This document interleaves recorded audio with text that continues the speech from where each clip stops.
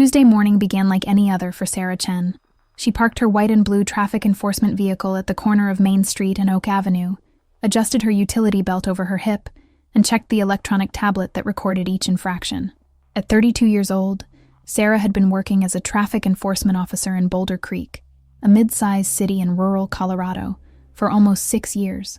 It was a job few wanted and many despised.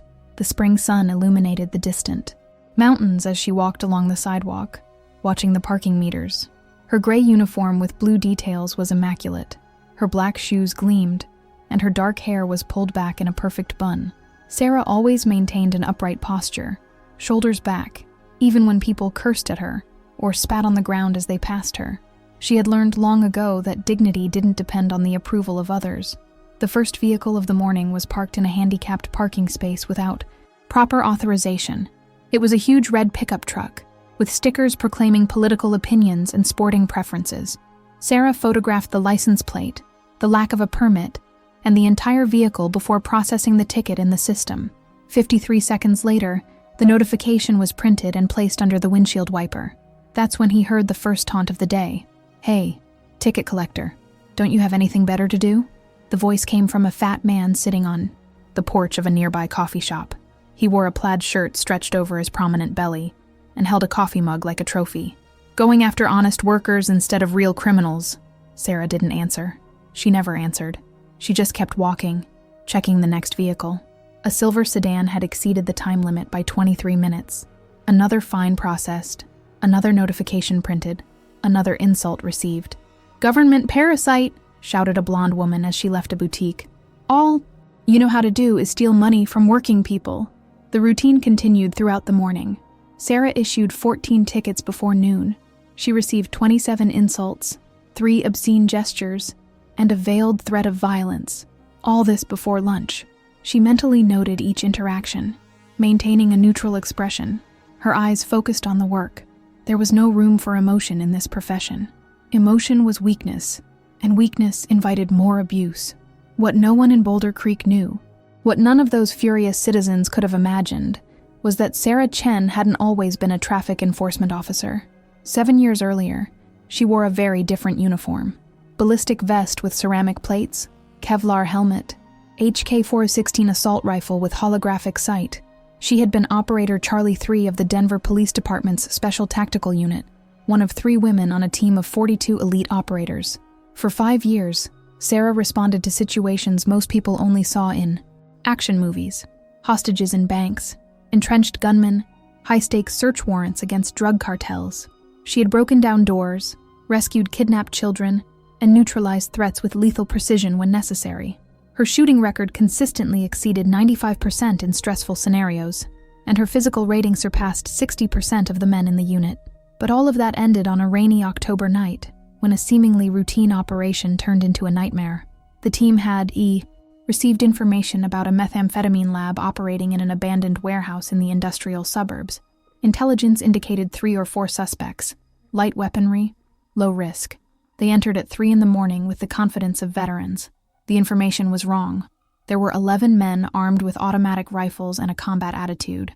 What should have been a controlled apprehension turned into an intense shootout. Sarah remembered the sound of bullets ricocheting off the metal, walls, the screams over the radio, the smell of burnt gunpowder mixed with toxic chemicals. She remembered seeing her teammate, Marcus Thompson, fall beside her with 3 holes in his vest that shouldn't have penetrated, but did. Sarah dragged Marcus behind a stack of pallets while continuing to play with her free hand. He applied pressure to the wounds, yelled for medical support, and held the suspects subdued for 7 interminable minutes until reinforcements arrived. Marcus survived, but spent 4 months in the hospital and never returned to active duty. The official investigation concluded that Sarah had acted with exceptional bravery and competence. She received a commendation for valor, but something had broken inside her that night. It wasn't fear, exactly.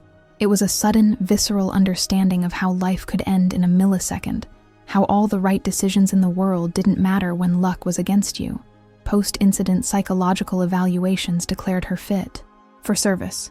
But Sarah knew the truth. She had begun to hesitate in training simulations, second-guessing her decisions in crucial split seconds. In tactical operations, hesitation meant death. So, Before her uncertainty could endanger others, Sarah requested a transfer. The department tried to convince her to stay, offered additional counseling, even suggested an instructor position. But Sarah stood firm. She no longer trusted herself in critical situations, and she wouldn't allow her failure to cost another colleague's life. The transfer to traffic enforcement was seen as an absurd waste of talent, but it was what she needed. A job where her decisions didn't put anyone at mortal risk, where she could slowly rebuild her confidence, away from the spotlight and the pressure. So she moved to Boulder Creek, accepted the gray and blue uniform, and became the most hated woman in town. She never mentioned her past.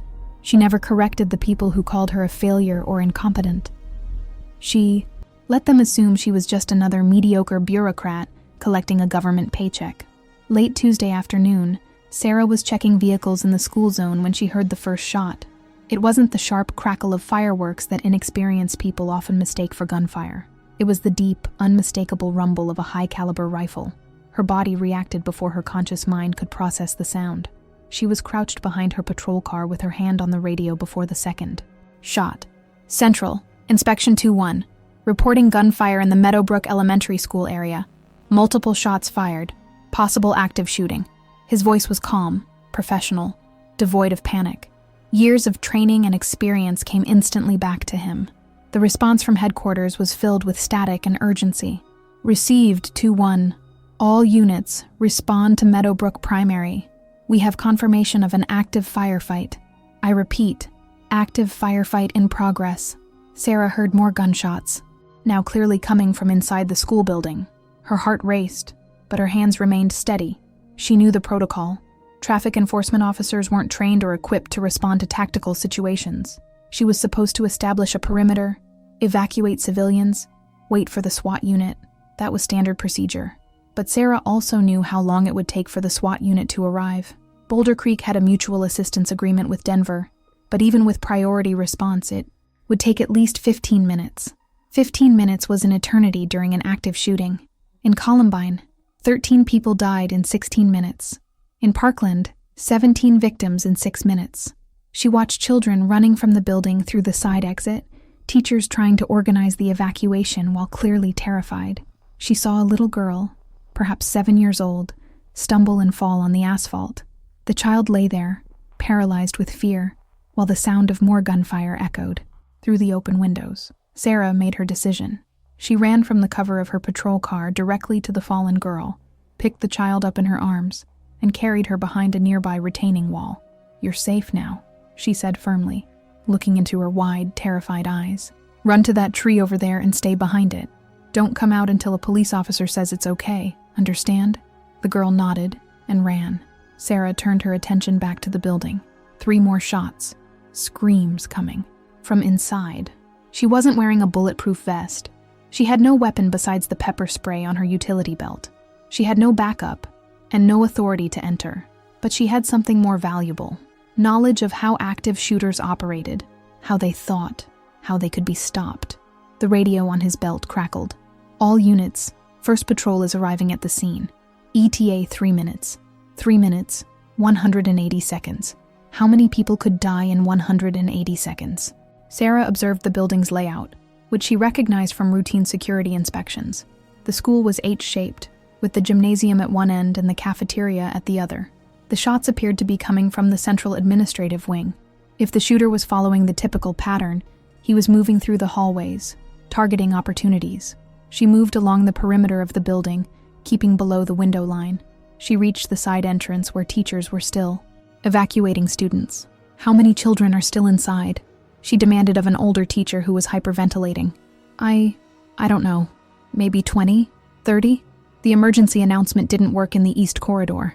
The East Corridor, opposite the source of the shots, but not for long if the shooter was systematically moving through the building.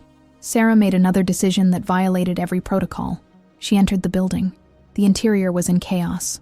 Abandoned backpacks strewn across the floor, papers flying from empty classrooms, the fire alarm blaring on a deafening loop. Sarah moved quickly but carefully, checking every corner before venturing out. She could hear the gunshots more clearly now, accompanied by screams and pleas. The East Corridor was silent, almost tranquil in contrast to the chaos of the rest of the building. Sarah found the first classroom locked from the inside. She knocked in the specific pattern. 3 quick knocks, pause, 2 quick knocks, that she hoped teachers would recognize as non-threatening. The door opened an inch. "I'm Sarah Chen, a traffic officer. I need to get you out of here now." The teacher inside, a young woman with tears streaming down her face, flung the door wide open. 16 first-grade children were huddled in the far corner of the room, some crying silently, others in a state of utter shock. "Follow me," Sarah said, quietly and quickly.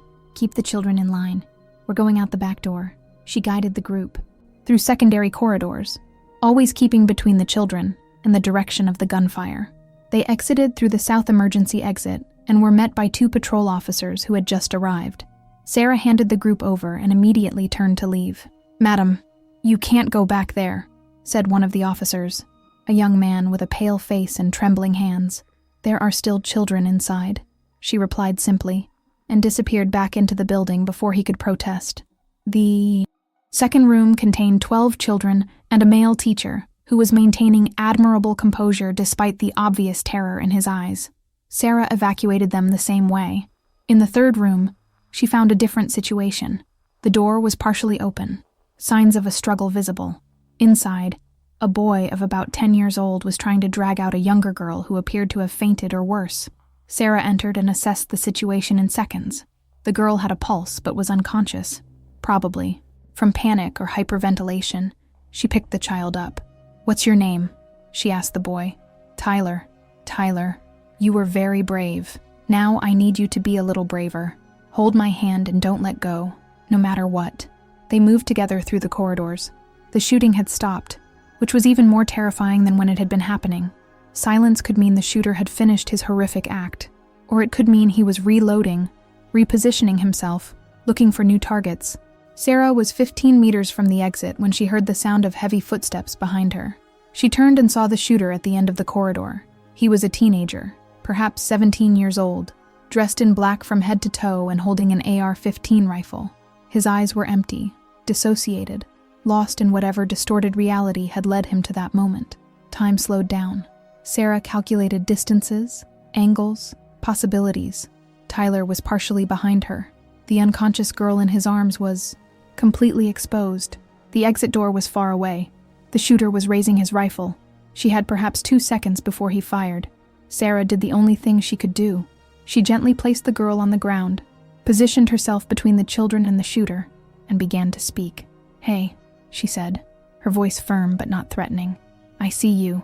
You see me. But these children have nothing to do with this." The gunman paused. The rifle was still pointed at her, but he didn't fire immediately. "Get out of the way," he said, his voice monotone and mechanical. "I can't do that," Sarah replied. "If you want to hurt someone, you'll have to hurt me first. And then there won't be time for anyone else before the police arrive." She could hear sirens outside now, multiple units converging on the scene. The shooter had heard them too. His expression shifted slightly, uncertainty creeping into his lifeless eyes. "You've already made some bad choices today," Sarah continued. "Many bad choices. But you can make one good choice now. Let those 2 children go. They never did anything to you." "Everyone did something to me!" he shouted suddenly, the empty facade cracking to reveal seething anger beneath. "Every damn day at this school, they... "I know," Sarah said, even though she didn't know. "I know it hurts. I know it feels like it will never stop hurting. But killing children won't fix this. It will only add weight that you will carry forever." The rifle trembled slightly. The shooter was crying now, tears streaming down cheeks that looked like they hadn't seen the sun in years. "I just wanted them to stop," he whispered. "I just wanted them to leave me alone." "Then end it now," Sarah said gently. "Put the gun down. Let the children go.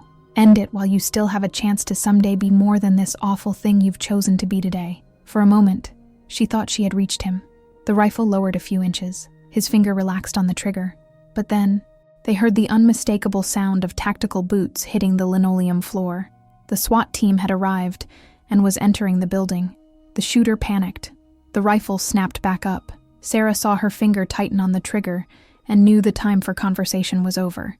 She lunged to the side, grabbed Tyler with one hand, and used her own body to shield the unconscious girl on the ground. The gunshot was deafening in the confined space, but the bullet missed her. Instead, half a dozen, Simultaneous shots came from the opposite direction.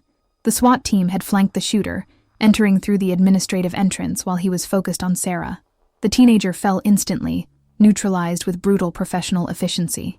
Sarah lay on the ground for a moment, her ears ringing, her heart pounding. Then she heard a familiar voice, deep and authoritative. "Check the victims. Medics inside now.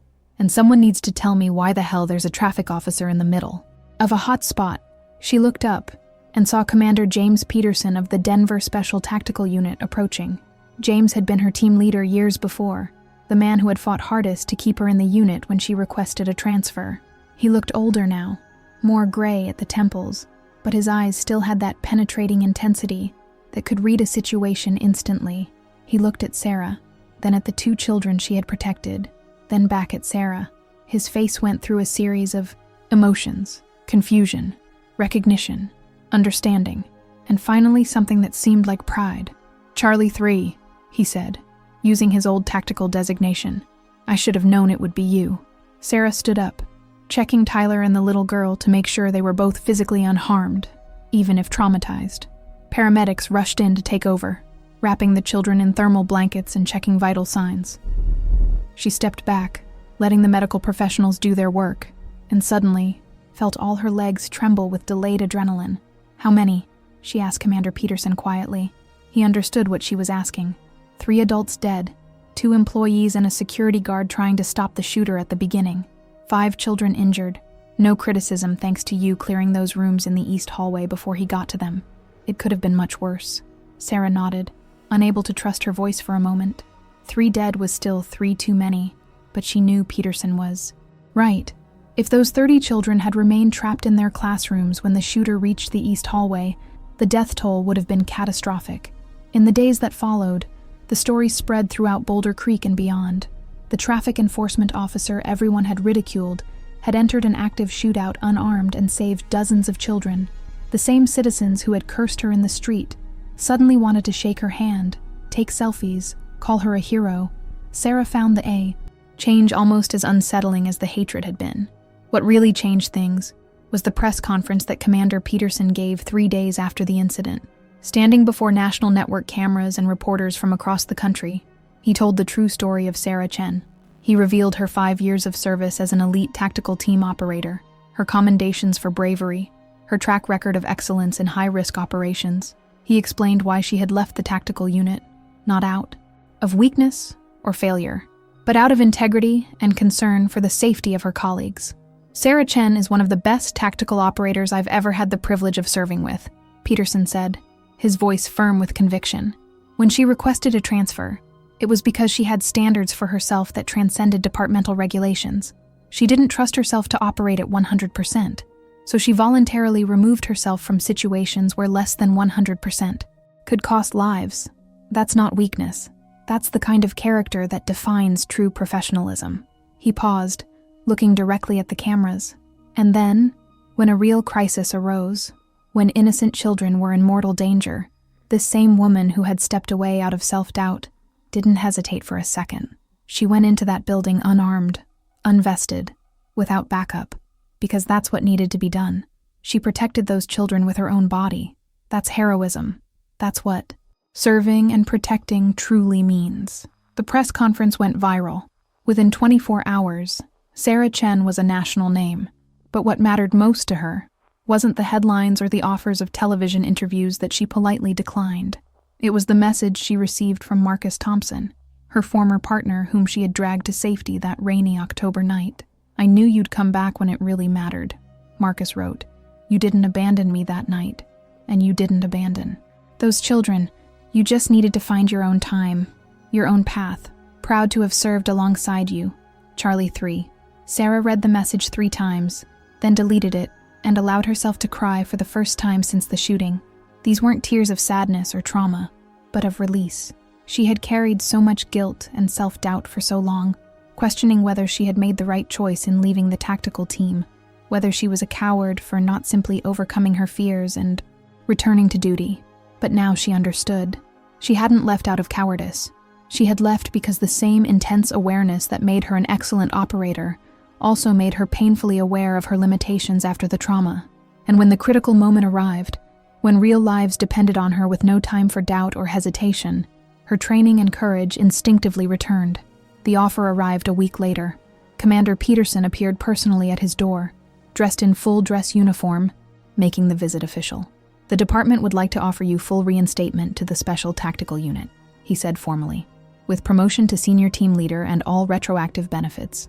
You have more than proven that you still have what it takes." Sarah remained silent for a long moment, pondering. Part of her wanted to accept it, wanted to reclaim that identity that had been central to her for so many years. But another part, the part that had grown up during her years of self-imposed exile, recognized a different truth. "Thank you, Commander," she finally said. "Sincerely, thank you. But I must decline." Peterson seemed surprised. "Sarah, you saved over 30 lives in one of the worst possible situations. If that doesn't prove you're ready, it proves I'm capable," she interrupted gently. "But it also showed me something more. I don't need to be on the tactical team to make a difference. Every day as a traffic enforcement officer, I'm making the streets safer for children to cross, ensuring emergency vehicles can arrive quickly, maintaining order in small ways that allow society to function." She paused, gathering her thoughts. "And when a real crisis arises, when people need help, my training is still here. My skills are still here. I don't need a tactical uniform and a SWAT badge to be who I was trained to be. I can be that person in any uniform, in any role, because it's about who I am, not what I'm wearing." Peterson studied her face for a long moment, then nodded slowly. "You know, it's exactly this kind of reasoning that makes you an exceptional leader. Okay, I won't take no for an answer just yet, but I'll leave the offer open. If you change your mind, the door is always open." He turned to leave, then paused. "Sarah, that hesitation you felt after the warehouse shooting, that wasn't weakness. It was awareness. It was your brain processing real trauma in a normal human way. What you did, acknowledging it, stepping away until you were ready again, was more professional than any operator I know. Most would have just pushed through it, and eventually broken down in worse ways." Sarah nodded, her throat too tight to speak.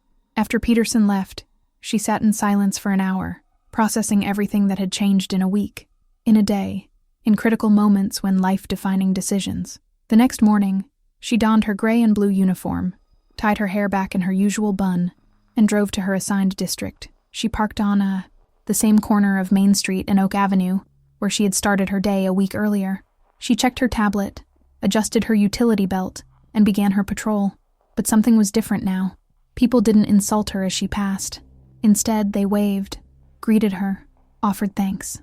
An elderly man came out of his shop to shake her hand. The blonde woman who had called her a parasite a week earlier crossed the street to apologize, tears in her eyes. Sarah accepted everything with grace.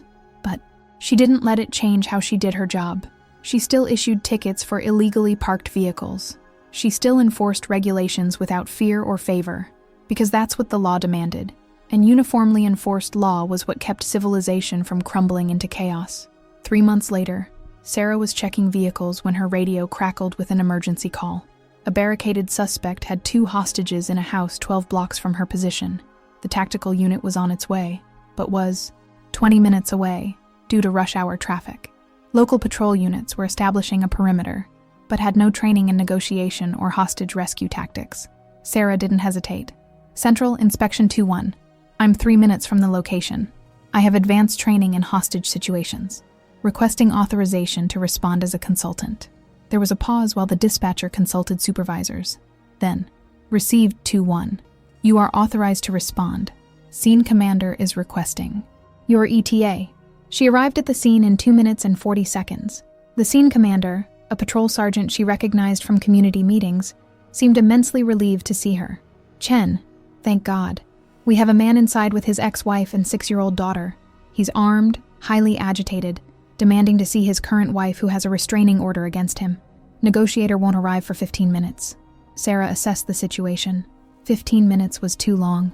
Domestic situations were the most unpredictable and dangerous. High emotions, complicated personal history, danger to an innocent child. "Let me try to establish communication," she said. For the next 12 minutes, Sarah spoke with the man on the phone, using techniques she had learned years before. She validated his feelings without agreeing with his actions. She built connection by finding common ground.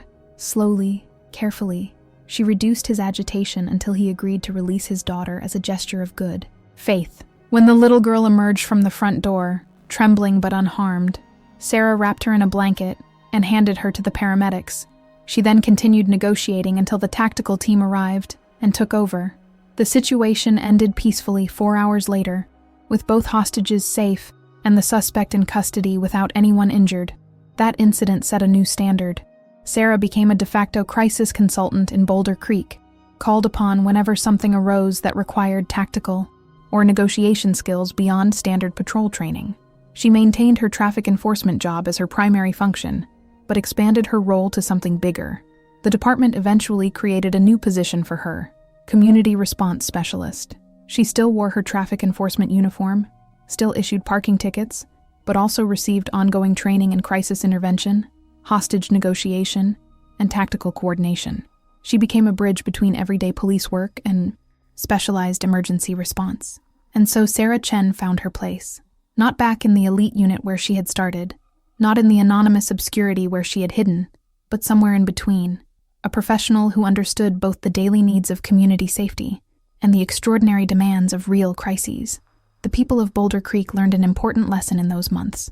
Never judge someone solely by the uniform they wear or the job they do. That woman who issues tickets may have saved lives in life or death situations. That bureaucratic employee may have skills and experience that far transcend what you see on the surface. And Sarah learned her own lesson. Value didn't come from titles or badges or prestigious positions. It came from doing the work in front of you with integrity, from being ready when others needed you, and from never allowing her own self-doubt to prevent her from acting when things really mattered.